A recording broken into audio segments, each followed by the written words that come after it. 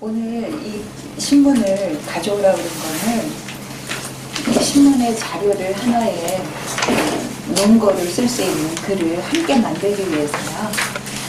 그래서 너희들이 우선 셋이서 지금 이제 6명이니까 두 팀으로 어떤 글을 골라서 그 글의 내용이 들어가는 너희들 얘기를 만들어야 하는 거야.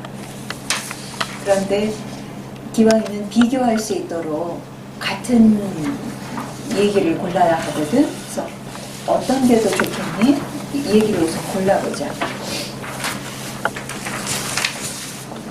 저희가 이걸 보고 만드는 그림이 뭔가요? 그러니까 그 내용을 소개하는 너희들 얘기.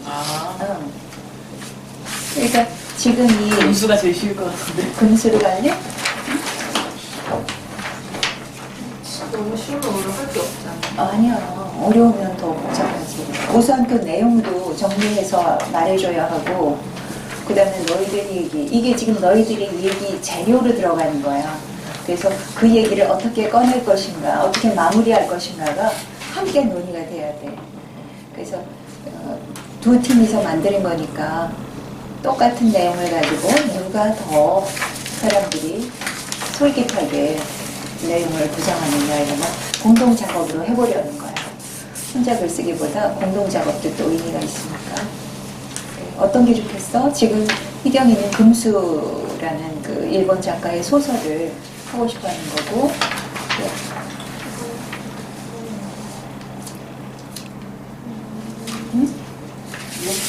이분 다 좋다. 근데 그러니까 이 기사를 읽고 느낀 게 있어야지. 저희가 재해석해서 또 다른 기사를 쓰는 거예요? 기사가 아니라 너희들 얘기를 하는 거야. 얘기 속에 그 자료가 들어가는 것 뿐이라고. 그러니까 주어진 자료를 어떻게 정리해서 내 얘기 속에 집어넣느냐야. 그러니까 우선은 너희가 관심이 있어야 돼. 근데 사실 금수는 내용은 쉬운데 얘기는 나이나 이 경험에서 좀 차이는 나지. 그래서 어떤 게 좋을지는 너희가 골라봐. 이거 하나 더 있지. 저 프린트 하나 더 볼래? 힘은 어떻게 줘요? 이렇게 세, 이렇게 세.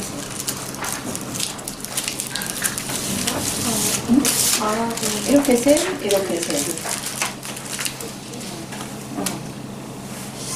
셜록 얘기를 할 것인지, 금수 얘기를 할 것인지, 이분 바티카를 할 것인지. 나 셜 알고. 저는 몰라? 1, 2, 너. 너 셜록 안 읽어. 너. 난 셜록 달력이 있지. 대부분 뭐가 좋을 것 같니? 근데 스토 이거는 나 그래. 그래 여행 안 가. 그래, 어렵긴 한데. 감정적으로 이해하기 힘들 것 같아. 그리고 근데 그나마 여행이 좀 보편적이긴 해. 그치? 아랍이시. 마르코 폴로처럼 유명하지는 않지만 사실은 마르코 폴로보다 더 오랜 시간 그 세계 일주 개념으로 여행을 한 사람이어서 하나의 상식처럼 얘기 속에 집어넣을 수 있는 자료이긴 하거든.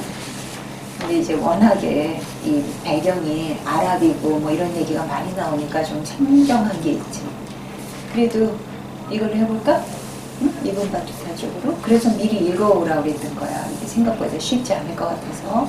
근데 더더욱이나 그동안 내가 이런 자료 가지고 했던 것보다는 제일 어려운 것 같아. 왜 이렇게 어려운 것들이 있었는지. 자, 그러면 골랐다 치고 이제 글쓰기 4로 들어가 보자.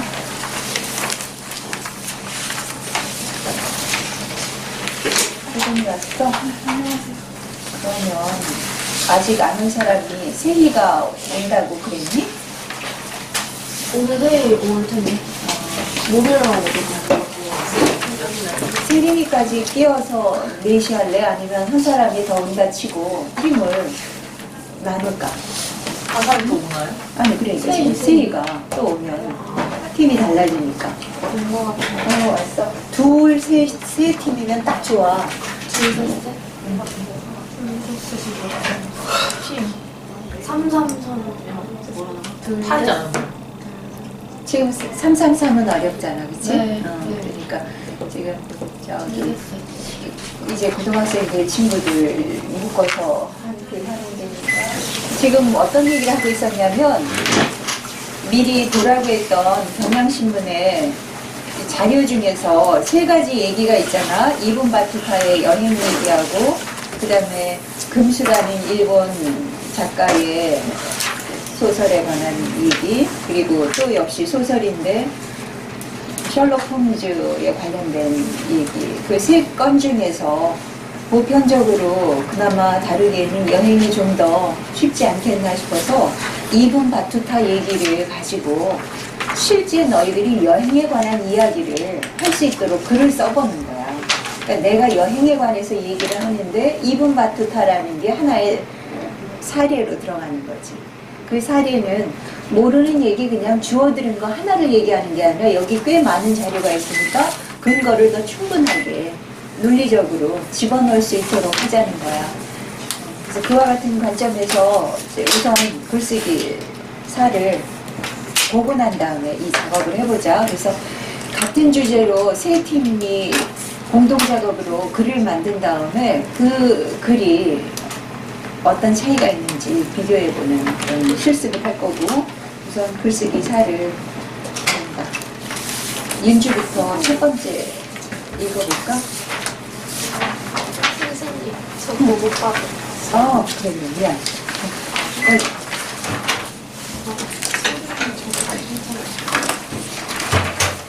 작업은 뒤에다 하라고 종이 하나를 더 붙여놓은 거야. 몰라서. 그냥 읽겠습니다. 잠깐만.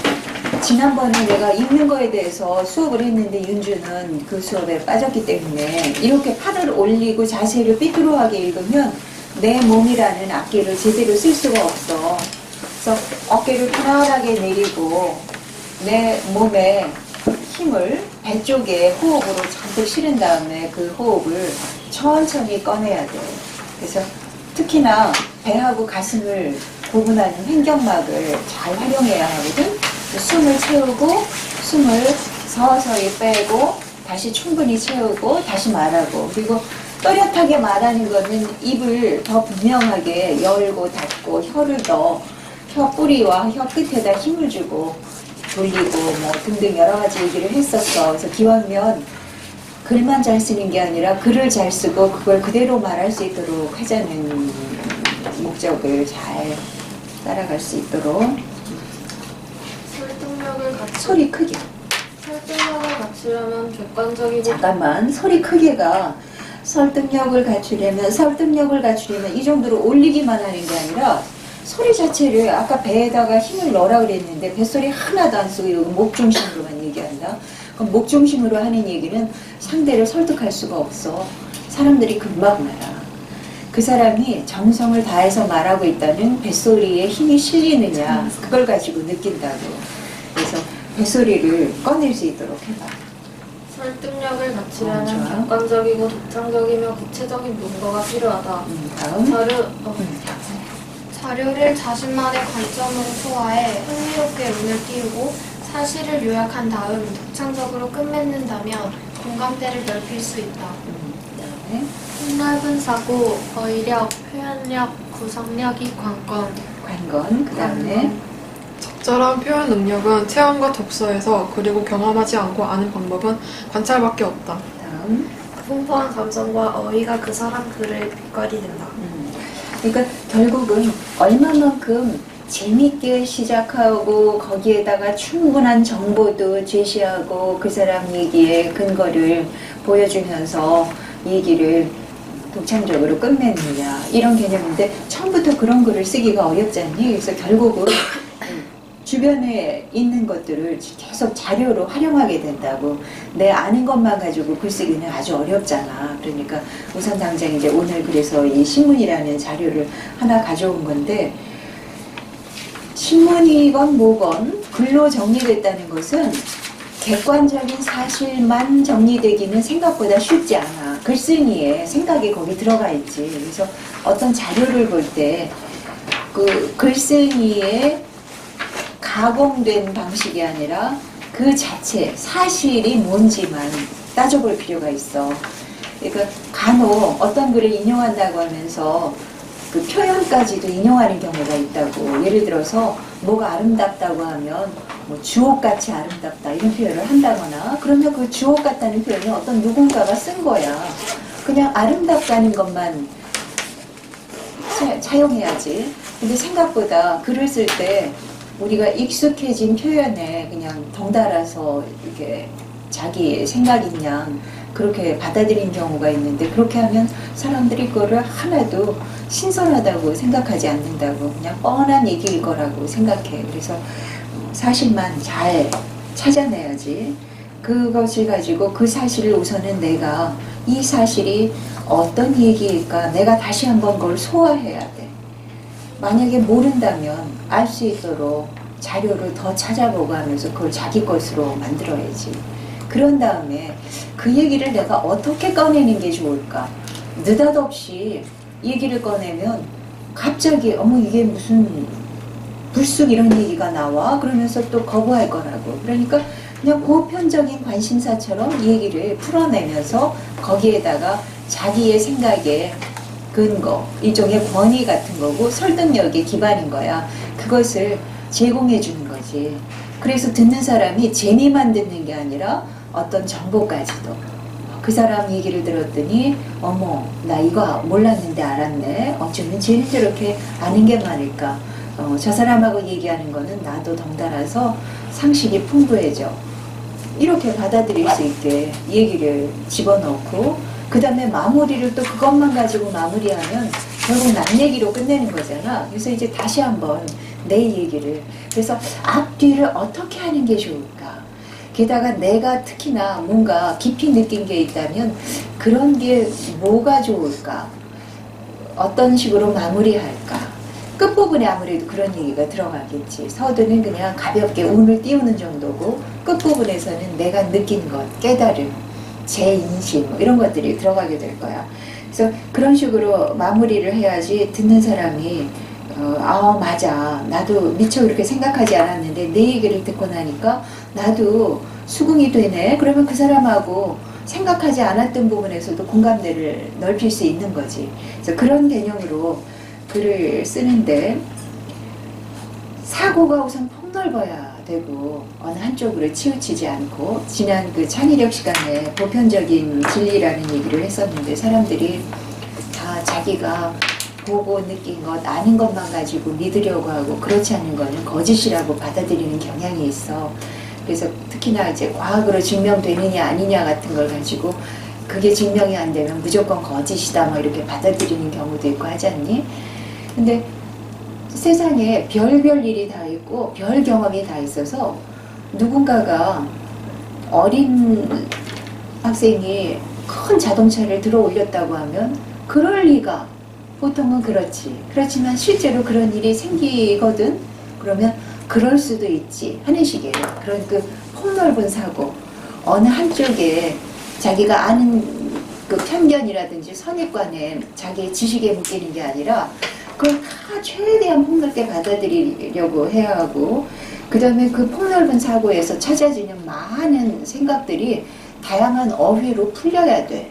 왜냐하면 그 말이라는 게 비슷비슷한 말이 있지만 조금씩 달라지는 그 표현들, 그 차이라든지 그 다음에 같은 것도 반복하면 심심해지고 재미가 없어지니까 또 다른 말을 찾아야 하고 그래서 그와 같은 이제 어휘력 필요하고 그것도 또 어휘력이라는 것도 사전 공부 많이 했고 책 많이 읽은 사람은 누구나 갖고 있을 수 있는 거거든. 근데 그거를 또 그 사람만은 어떻게 표현하는 게 좋을까?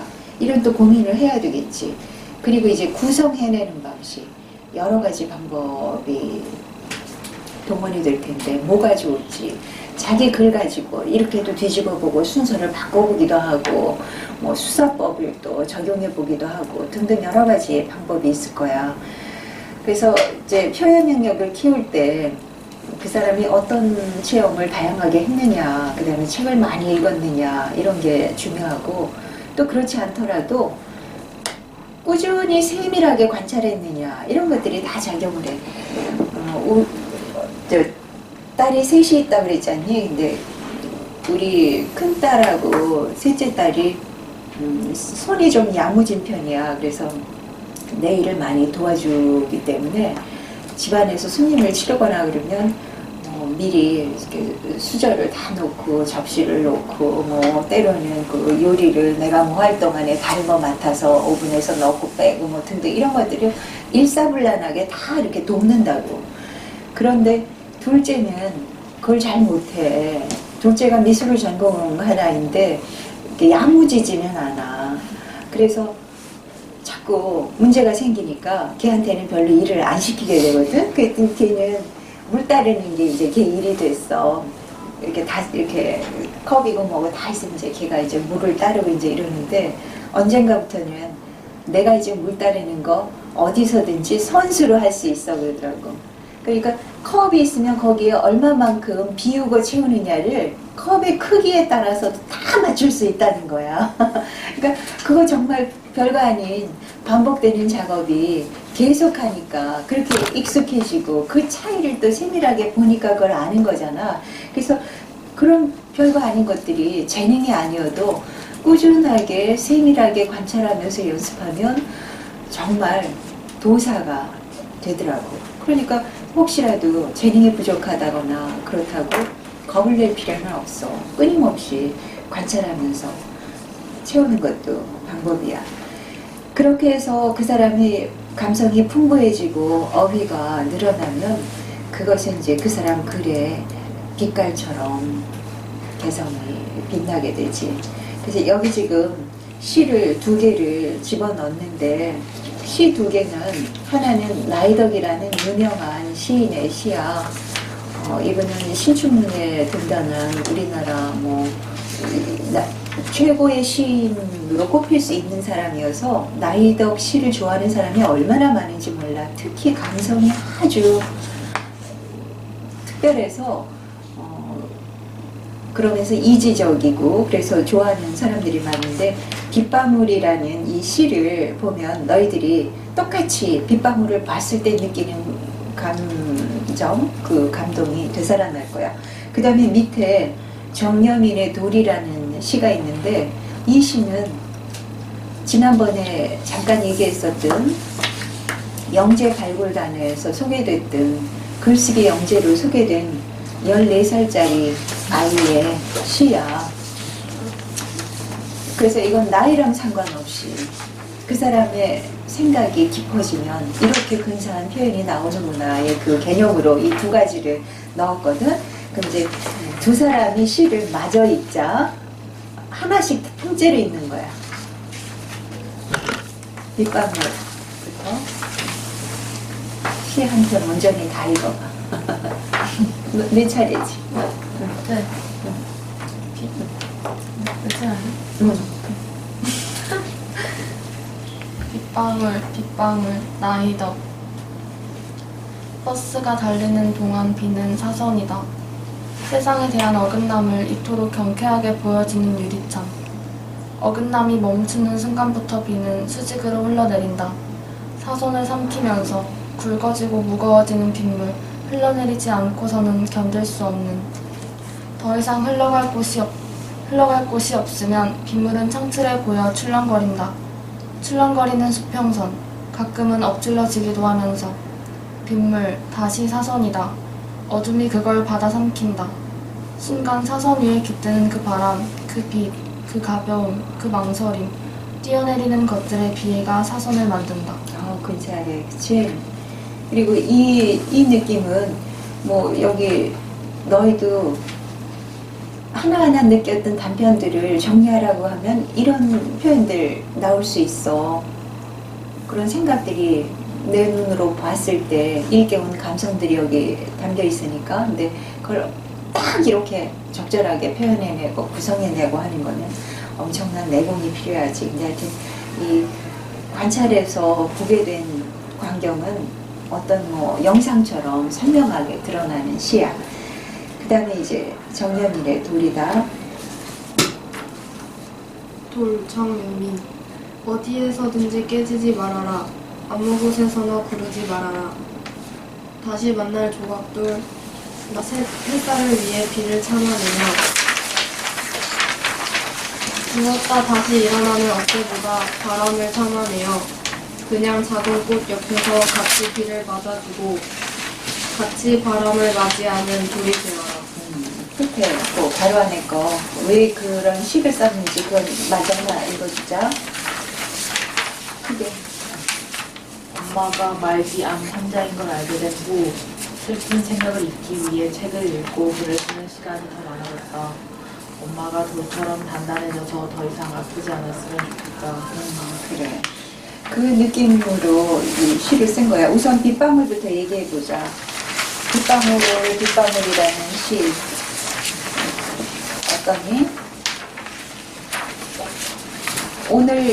오늘 글 쓰는 거는 공동 작업이라서 같이 생각하면서 글을 만들어야 하거든. 지금 우선 이런 얘기부터 같이 나누자.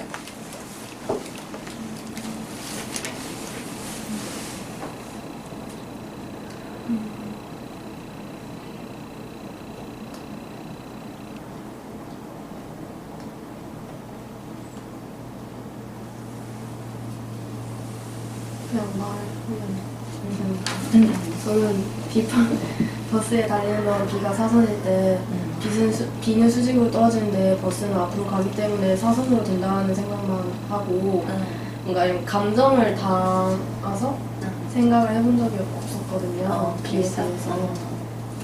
그래서 이걸 이렇게 읽으니까 좀 더 다른 현상에 대해서 사실만을 추구하려 하지 않고 좀 제 시선도 같이 가미했으면 좋겠다는 생각이 들었어요.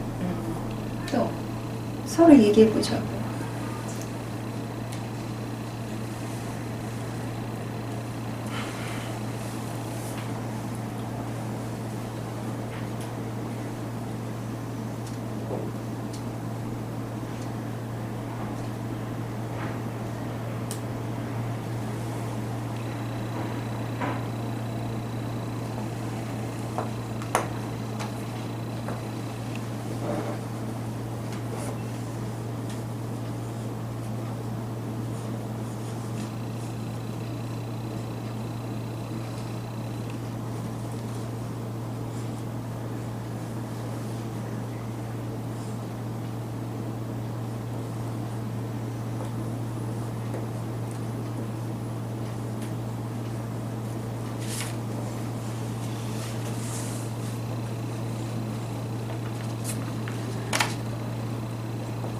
왜 아무 얘기가 없을까?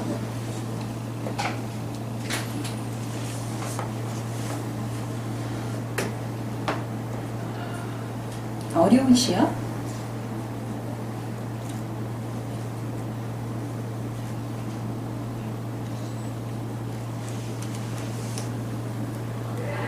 어렵지는 않지 않니? 근데 이제 시인의 그 경륜 속에 뛰어내리는 것들이 비애가 사선을 만든다 이런 건 아무나 쓸 수 있는 그런 표현은 아니지. 그렇지만 여기 하나하나 단락은 정말 사진으로 찍어서 하나하나 다시 되돌려보고 하는 것 같이 단계적으로 다 담아냈잖아, 관찰하는 것들을.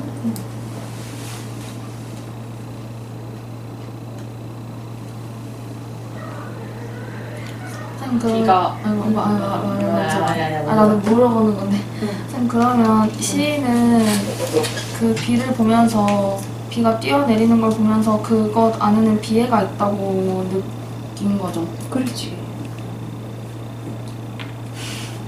왜 그랬을까요?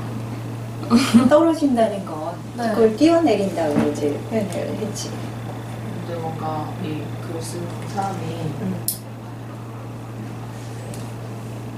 그냥 상상을 해본 건데요. 이 사람이 뭔가 굉장히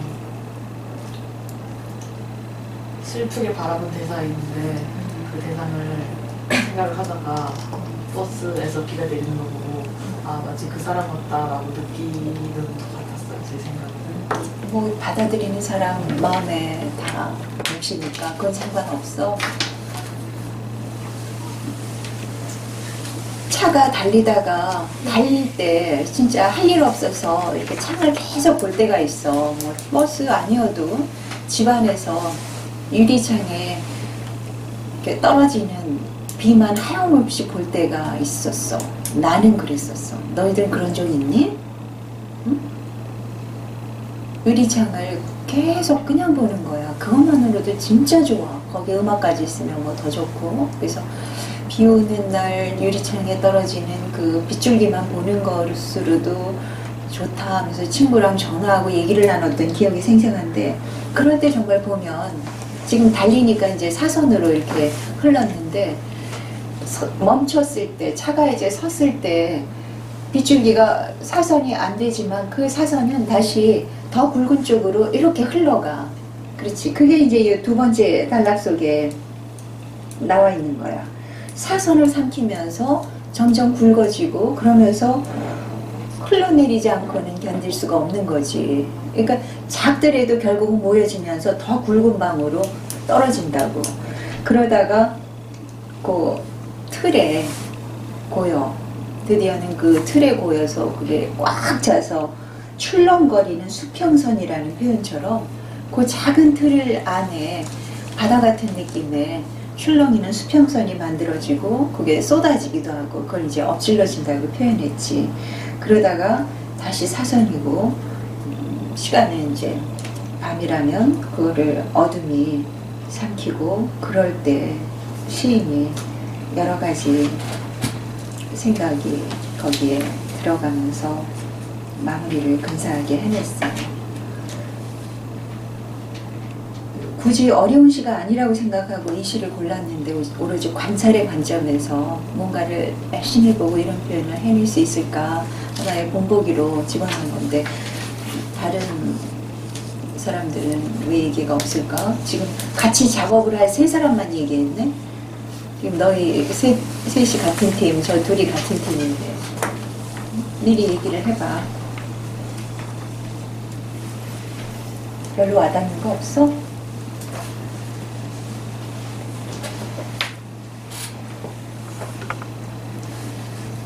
무슨 저 국어 저기 언어 시간 같이 이거를 시를 풀이해보자 이런 얘기가 아니야. 그냥 아 좋다 뭐, 아니면 생각보다 싱겁다 뭐 여러 가지 시에 대한 느낌이 있을 거 아니니.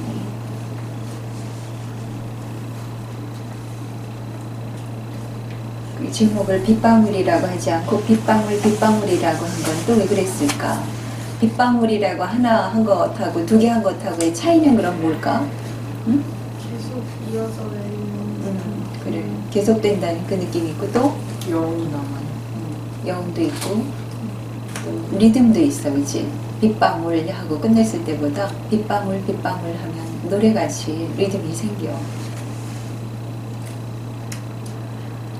저는 이 버스가 달리다가 버스가 멈추고 다시 앞으로 나가는 게 뭔가 알 수는 없지만 너무 재밌어요. 그러니까 그 사람이 만약에 정류장에서 멈췄다고 생각하면 자기가 내릴 수 있음에도 불구하고 안 내리고 관찰하느라 못 내린 것 같은 상황이 제가 만들어서 상상이 되는 것 같아요. 그래서 빗방울 떨어지고 계속 쳐다보는 사람이 계속 상상이 돼요. 계속. 이 시를 가지고 그림을 그린다면 이 중에 아까도 여러 가지 그 영상들이 잡힌다 그랬잖아. 그러면 뭐를 그리고 싶어? 지금 수민이 이걸 그림으로 그리라고 하면 어떤 장면 그리겠니? 색깔만이 아니고 장면을 찾아서 그리라고 한다면?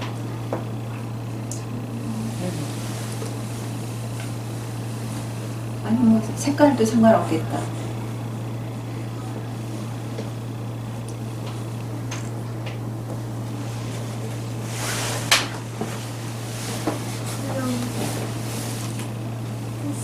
안에서 사람이 그 창문 너머로 보는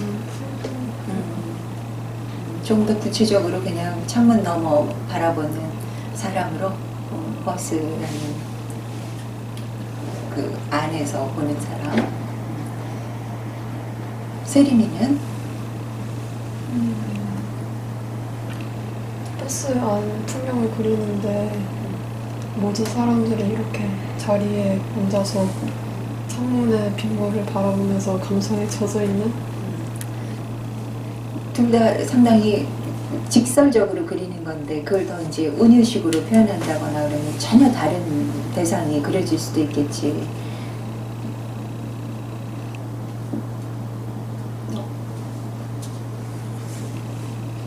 실제로 이런 거 가지고 글이라는 시험도 있을 수 있어, 그렇지? 저는 여기 세 번째 연애 더 이상 흘러갈 곳이 없으면 빗물이 참고 이 부분 있잖아요. 이 부분이 뭔가 비가 팍 흐르다가 이제 정착이 된 거잖아요. 근데 거기에 계속 이렇게 흐물거리고 있는 그런 모습이 지금 무기력한 제 모습이랑 좀 비슷해 보여서 그게 인상적이어서 그걸 그릴 것 같아요. 그래서 어떻게 보면 버스라는 거는 사라지고 그냥 바다 같은 느낌의 출렁임 이런 거로. 그래서 어찌됐든 그냥 뭔가 얘기를 더 많이 해봤으면 하고 이 시를 골랐고, 자, 그 다음에 이제 정여민의 돌이야. 내가 이 TV를 보다가 아니 저렇게 시를 잘 쓸 수가 뭐 그러면서 보기 시작했는데 표현이 예사롭지가 않아. 어떻게 그 어린 나이에 이런 표현을 썼지 했는데 괄호 안에 걸 읽었듯이 엄마가 갑자기 아파서 병원에 갔는데 얼마 안 남았습니다 하는 그 시한부 인생이라는 얘기를 듣게 된 거야. 그래서 처음에는 엄마가 그냥 식구들하고 좀 떨어져서 자기 혼자 생을 마감하겠다고 그런 식으로 얘기한 적도 있었대. 그래서 그런 그 내용이 이 아이가 쓴 글 속에 잘 드러나 있어. 그래서 이제 그 글이 큰 상을 받으면서 아, 이 아이의 글이 보통이 아니다 하면서 이제 영재로 인정을 하고 취재하러 갔더니 그 엄마하고 같이 지내면서 끊임없이 요즘 많이 책을 읽고 글을 쓰고 하고 있어서 이와 같은 시도 써놓은 거야. 그래서 지금 그 엄마의 건강에 조금이라도 도움이 됐으면 하는 바람으로 식구들이 아주 산골짜기 영양이라는 데로 들어갔어. 경상북도 영양 산골. 그래서 거기에서 뭐 반딧불이를 보고 거기 TV에 나온 그 걔네 동네 하늘이 뭐 우주같이 그렇게 별이 많더라. 세상에. 그렇게 좋은 환경에서 엄마가 건강이 좋아졌으면 하고 그런 마음으로 이제 식구들이 모두 하나가 돼서 지내고 있더라고. 근데 밖에 나가서 겨울에 돌멩이를 보고는 이런 생각을 떠올린 거야.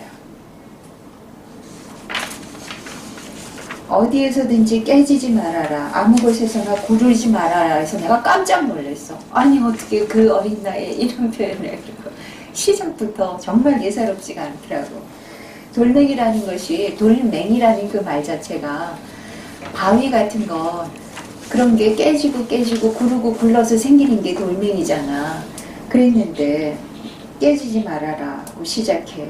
그 다음에 그렇게 깨지면서 구르면서 자꾸 쪼개지는데 구르지 말아라 이렇게 얘기하는 거야. 이 바람은 엄마가 단단한 바위 같은 사람이 됐으면 좋겠다. 그렇게 부스러지고 결국은 생을 다하는 그런 안타까움보다는 더 건강을 유지했으면 하는 그 마음이 있는 거지. 그래서 이건 정말 엄마에게 직접적으로 하는 얘기고 실제로는 명령형인데 아주 간절한 염원을 첫 문장에 실어 놓았어. 그러면서 조각돌의 햇살을 다시 만날 때를 위해서라는 표현으로 이어가. 길을 참고 또 바람을 참아내면서. 근데 바람을 참아낸다는 표현에서도 누웠다 다시 일어나는 억새보다도 더 바람을 참아내라고 하고 있어. 그러면서 작은 꽃 옆에서 비 맞아주고 같이 바람 맞이하는 돌이 되어라 그랬어. 그래서 어떻게 보면 요 뒷부분 쪽이 조금 더 보편적인 감정이야. 많은 사람들이 이 정도 글은 그래도 쓸 수 있을 것 같아. 근데 그 아이가 돌이라는 걸 가지고 처음부터 돌의 그 속성과 정반대로 깨지지 말고 구르지 말아라 이런 표현을 강하게 제일 앞에 놓을 수 있었던 것은 엄마의 발병이라는 그 엄청난 충격으로 많은 생각을 했고 그러면서 생각이 깊어지면서 표현이 된 거지. 그래서 실제로 이렇게 생각이 깊으면 이렇게 근사한 표현을 처음부터 끊을 수 있구나. 그래서 실제로는 이제 지금 영재로 소개가 됐지만 그 누구나 영재가 될 수 있다는 또 그런 생각을 하게 하는 그런 프로그램이었어. 근데 많은 사람들이 감동을 많이 받았더라고. 이건 이제 내가 얘기한 거야. 너희는 어떠니? 실제 너희보다 더 어린 사람이잖니? 아까 나이덕 씨 같은 분은 중진 작가고 중진 문인이니까 여기까지 가려면 아직 한참 멀고 그만큼 여유가 있다 생각할 수 있는데 지금 더 어린 사람이 처음부터 이런 글을 쓸 수가 있고 나하고 같이 겨루는 내 출발선에서 같이 경쟁하는 사람 중에도 이렇게 글을 쓰는 사람이 있어서 누군가의 시선을 더 빨리 빼앗고 그 사람이 얘기할 때 더 귀를 기울이고 그 사람에게 매혹당하면서 내가 경쟁에서 불이익을 받는다면 좀 걱정되지 않아? 응? 실제로 말이라는 거로 기회를 얻을 수가 있고 놓칠 수가 있어. 그 첫 단추는 글로 시작되는 거고 항상 첫 그 대면을 글로 하게 되니까 지금 우리가 누군가를 만날 때 우연히 그냥 알게 되고 이러는 경우가 아니고 어떤 형식 속에서 만나게 된다면 첫 관문은 항상 글이야. 그래서 그 글을 통해서 그 사람에 대해서 알고 난 다음에 여러 가지 그 파악하기 위한 것들을 다 검토하고 그 다음에 그 검토한 게 맞는지 그 사람에 대한 내 생각이 혹시 잘못된 부분은 없었는지 만나서 확인하고 말로 한가름을 내보자 한다고. 그래서 이렇게 글쓰기하고 이어서 말까지 너희들이 꾸는 꿈을 이루게 하느냐 아니면 더 우회로로 가게 만드느냐 이런 차이가 생길 수 있지. 돌에 대해서 좀 얘기해보자. 응?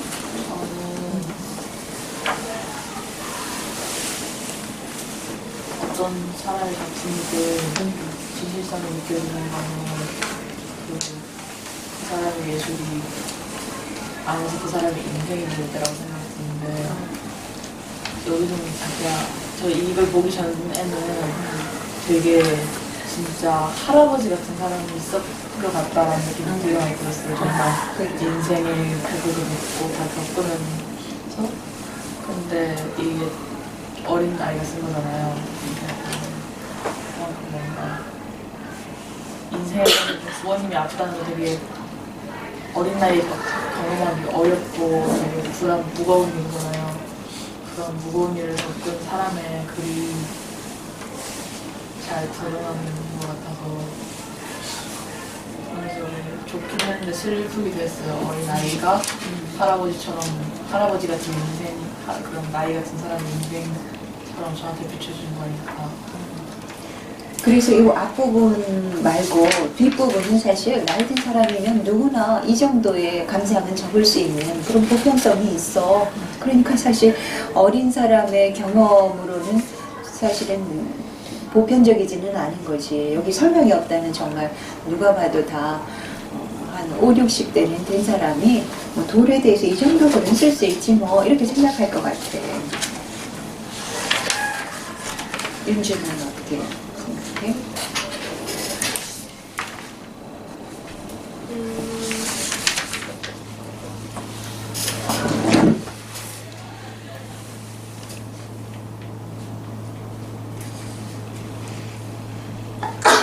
억지로 말할 필요는 없고 느낀 게 있으면 그 느낌을 얘기해보자는 거지.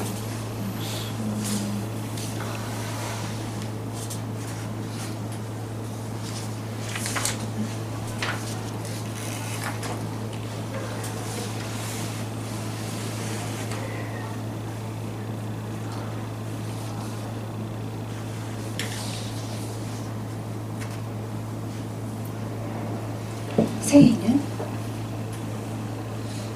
이 시와 미인 시 둘 다 그 버스나 도리가 되게 흔한 소재인데 이렇게 아예 다른 관점에서 풀어낸 게 되게 신기해요. 되게 신기해.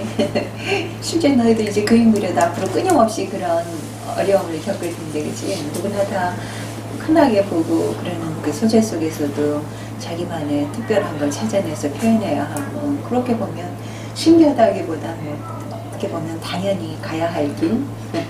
근데 여기까지 갔다는 게 부럽긴 하지, 그치? 서연이는?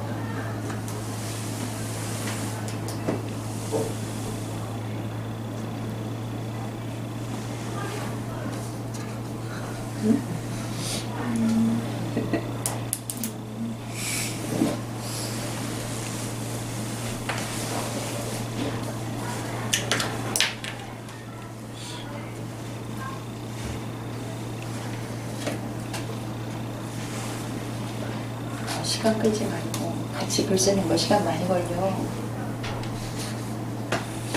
뭔가 돌한테 얘가 뭔가 이렇게 하지 말아라, 참아내라 이렇게 말하는 거잖아요. 그 모습이 뭔가 지금 얘도 엄마가 아프니까 약간 책임감 같은 게 느껴졌을 텐데 그걸 약간 돌과 같은 처지 느낌. 그래서 꼭 엄마에게만 하는 그 염원이 아니라 자기에 대한 다짐이기도 하다, 그런 식으로 받아들여진다는 거지. 그래, 맞아. 그것도 맞는 얘기야. 그래서 이 길가에 그 구르는 돌멩이 이런 걸 보고 그러다가 이때 이 상황은 개울 속에서 돌을 보고 떠오른 시였는데, 오래 공들여가지고 쓴 그런 시도 아니야. 그냥 보자마자 저 돌을 보는데 아, 엄마가 생각났다, 아니면 또 아이고 그런 가운데에서도 받아들이면서 엄마에게 용기를 주어야 하는 내가 떠올랐다, 이렇게 쓸 수 있는 거지. 그래서 하여튼 시작이 놀라워. 그래서 처음에 어떤 그 이야기로 얘기를 끄집어내느냐, 어떤 말로 시작하느냐, 이런 것들이 진짜 중요하거든. 이제 여기 뒤에 너희들의 사과문, 맞아, 지난 시간에 다루지 않은 것들이 다 실려있다. 그걸 이제 보자.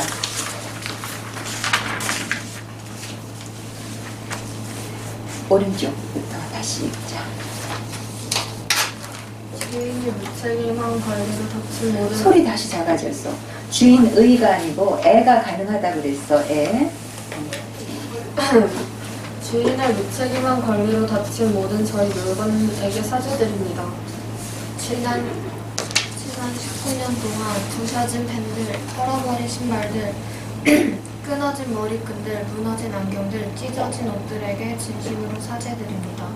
저는 볼펜이 나오지 않는다고 종이에 펜촉을 마음대로 휘둘러 심지가 부러지게 했으며 오른발로 왼발을 짓누르는 버릇으로 신발을 더럽게 했으며 목에서 잘 빠지지 않는 옷을 억지로 빼다가 결국 옷을 찢어지게 했습니다. 또한 안경을 자기 전 책상에 올려두지 않았습니다. 그 결과 아침에 일어나 밟아서 안경들의 수명을 단축시켰습니다. 침착하고 꼼꼼한 성미를 가진 주인을 만났으면 더 오래 살 수 있었던 모든 물건들에게 죄송할 따름입니다. 이 다음으로 만나는 제 모든 물건들에게는 더 긴 수명을 보장하며 본인이 가진 것을 책임지는 사람이 되도록 하겠습니다. 다음. 나는 하루에도 몇 번씩 너희들에게 미안함을 느껴. 나는 원하는 만큼 너희를 만들었지만 책임지지 못했어. 1초의 망설임도 없이 싸질렀던 선과 내 마음대로 안 된다며 너희를 포기하고 싫어했던 순간들 모두 깊게 반성할게. 너희를 이루는 선 하나하나에 책임감을 가질게. 너희에게 더 많은 애정을 줄 수 있도록 노력할게. 귀님 죄송합니다. 저는 최근 몇 년간 이어폰으로 하드메탈 음악과 별의별 음악들을 들으며 당신을 혹사시켜왔습니다. 이것도 이제 별의 별 뭐 이런 거지. 별의 별. 콘서트장에 온 것과 같은 착각을 불러일으킬 만큼 너무나도 큰 소리를 연약한 당신에게 직접적으로, 그것도 몇 시간 동안 매일같이 강제적으로 짊어지게 해왔던 저의 만행. 당신을 고통스럽게 만들었을 제 모든 행동들을 하나하나 되짚어보니 너무나도 부끄럽고 죄송스러운 마음뿐입니다. 저는 지난날의 제 자신에 대해서 반성하는 마음을 다시 한번 가슴 깊이 낙인하고 앞으로는 작은 소리로 짧은 시간 노래를 듣도록 최선을 다하겠습니다. 대단히 죄송합니다. 진심으로 사과를 드립니다. 지금 그 세 사람의 사과문이 실렸는데 각각 좋아. 각각 좋아. 첫 번째 그 사과문에서 여러 가지를 쭉 이렇게 열거했잖니? 열거라는 것도 방법일 수 있는데 그냥 문장을 이런 사과문은 어떻게 보면 더 사실적으로 더 어떻게 보면 무미건조하게 그런 식의 표현을 해야지 사과하는 심정이 확 살아날 수가 있는데 표현에서 조금씩 예를 들어서 다쳤다 뭐 이런 표현도 무책임한 관리로 다쳤다는 표현 자체가 사실적인 표현이 아니라 그걸 한번 은유한 거잖아. 그래서 그런 표현들이 오히려 죄송하다는 감정의 절실함에 방해가 될 수가 있어. 그래서 더 객관적으로, 더 무미건조하게 사실을 정확하게 쓴다는 쪽에서 정리하고 문장도 짧게 끝내도 괜찮아. 근데 이제 감성적인 글이라면 괜찮아, 이 글도. 근데 지금 목표를 이제 사과문으로 잡았기 때문에. 그럼 다쳤다는 거를 어떻게 쓰는 게 더 적절하겠니? 단어를 바꾼다면? 훼손된. 망가진, 훼손된. 근데 망가진이 더 그냥 쉬운 말이지, 그지? 그러니까 훼손된이라고 쓰면 조금 어려워서 경우에 따라서는 그런 말을 써야지 상대가 더 우대받는다 이런 느낌이 들 때가 있는데 여기서는 지금 대상이 무생물이라서 굳이 그렇게까지 신경 안 써도 될 것 같아요. 근데 만약에 여기에 사과해야 될 사람이 추가가 된다면 누가 있어야겠니? 부모님. 부모님이 쓸데없는 돈 많이 쓰셨다는 걸 사과하면 더 좋아. 그치? 그래서 이렇게 해서 어떻게 하겠다는 걸 부모님한테 얘기하는 방식으로 해도 좋겠다는 거. 너무 뜨거워서? 그럼. 왜? 그 영상 찍고 있는데 뒤에 실판에 낯서가지고 안 보일 거예요. 그래. 그 다음에 긴 수명을 보장한다, 책임지겠다 이런 것들을 좀 더 구체적으로 어떻게 해야지 긴 수명을 보장하고 그 다음에 책임지는지 그 구체적인 게 더 좀 찾아도 저도 좋아. 그치? 이거 다 누가 쓴 거? 지금 너희들의 숙제야. 그 다음에 밑에 걸 보자. 지금 이 밑에 것도 비슷해. 그리고 지금 첫 번째하고 두 번째 거하고 큰 차이는 뭐니? 첫 번째하고 두 번째 거의 차이는 첫 번째는 씁니다, 입니다 표현인데 이거는 이렇게 반말투로 그리고 감정적인 어투에 어요 뭐 그랬어 이런 거잖아. 어요도 아니고. 그러니까 실제로 이게 사과의 개념이라면 너무 가볍고 약한 거야. 그냥 내 속마음에 나한테 다짐하듯이 하는 거기 때문에 이렇게 쓴 것 같아. 그렇지만 실제 그 사과의 개념이라면 그 정중함이 부족하지. 지난번에 정연이가 어요와 니다의 차이를 궁금해했을 때 그때 수업에 빠졌기 때문에 다시 한번 얘기하면 니다 어형이 제일 정중한 어형인데 그 니다 어형을 말할 때 억양에서 그 사람의 진심이 안 담긴 채 말하면 실제로 감정이 잘 안 실리는 어형이기 때문에 사무적이고 형식적으로 사과하는 것 같이 느껴질 수가 있어. 글로서는 그게 제일 정중하고 완벽한 표현이야. 말할 때 정중함을 담지 못한다면 내가 걱정했던 그 부분이 상대에게 남을 수도 있어. 그래서 글이라는 걸로 끝내는 게 아니라 말로 완성한다면 니다를 정중한 감정을 담아서 진심으로 표현하는 연습이 필요해. 왜냐하면 니다라는 말을 우리가 안 해봤기 때문에 갑자기 니다를 잘할 수가 없다고. 지금 글 쓰는 것 자체도 이렇게 불편하잖아. 두 번째 니다를 선택하지 않은 이유를 알겠잖니. 나한테 내 속마음으로 다짐하는 건데 니다를 쓰면 너무 거리가 멀어지는 것 같고 그러니까 지금 미안함을 느껴 뭐 그러지 못했어 이렇게 표현했잖아. 그러니까 그렇듯이 니다라는 그 정중함 그런 것들을 글 속에서 이제 더 좀 연습해 봤으면 좋겠고 싸질렀던 선 이것도 그 감정은 충분히 이해되지만 너무 가벼워 이렇게 하면 그래서 그 표준이다 이런 게 지켜져야 되는 거야. 일종 싸지르다는 것은 속어의 개념이지 비속어. 그러니까 이 상황에서 속으로 후련하긴 한데 여러 가지로 이 정중함이 요구되는 사과문의 형식에서는 적절한 표현은 아닌 거야. 깊이 반성한다, 책임감을 갖는다, 애정을 줄 수 있도록 노력한다. 이것도 구체적이지는 못해. 열심히 할게요. 이런 것처럼 구체적이지 않은 말 없어. 뭘 어떻게 해? 항상 그런 걸 사람들이 묻는다고. 그래서 어떻게 해야지 그 구체적이지 못한 모호함, 추상성을 벗어나는 거를 더 고민해 봐야 돼. 그래서 실제로 어떻게 하겠다 이런 게 더 구체적인 지침으로 나오면 더 좋겠다 그런 생각이 들었어. 그 다음에 이제 끝에 귀님 죄송합니다. 이 부분도 보자.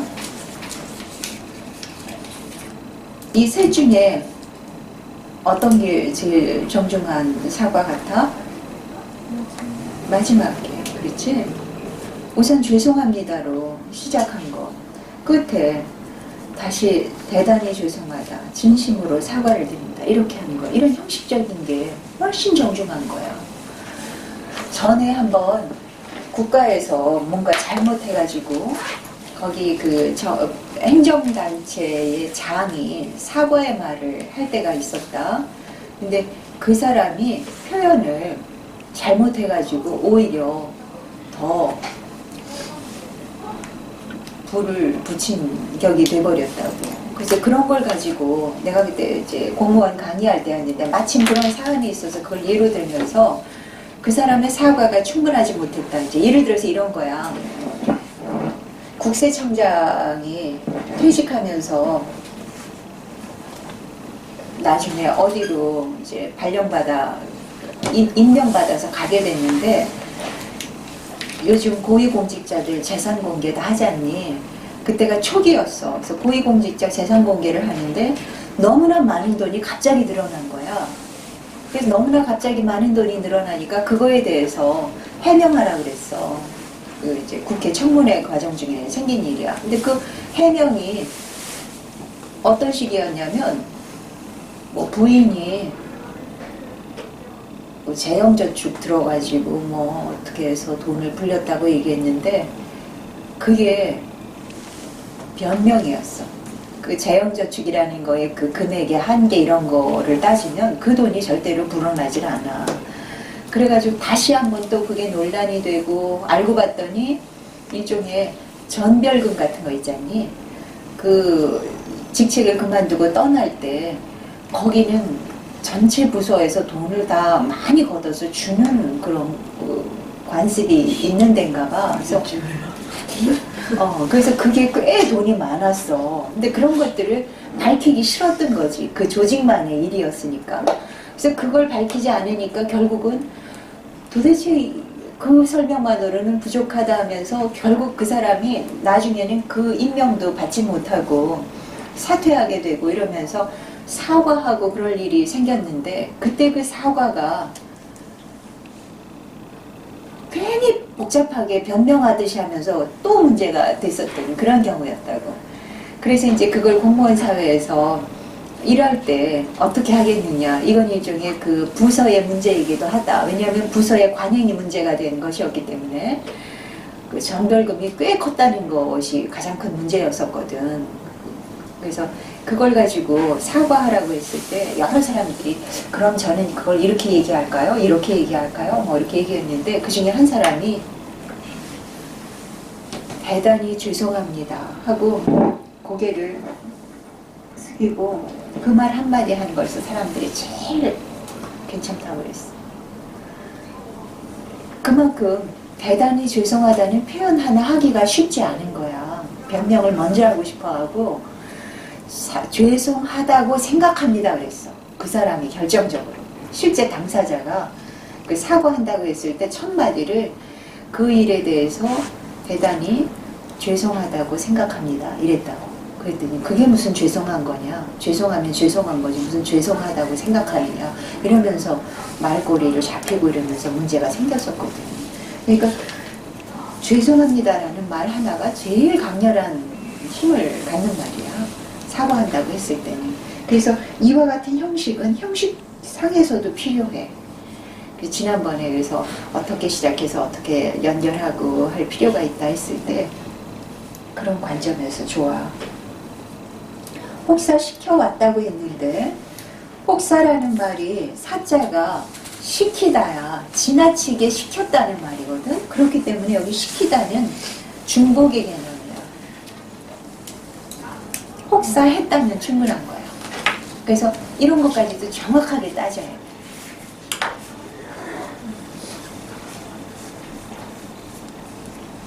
중간에 이 내용이 너무 길지, 그치?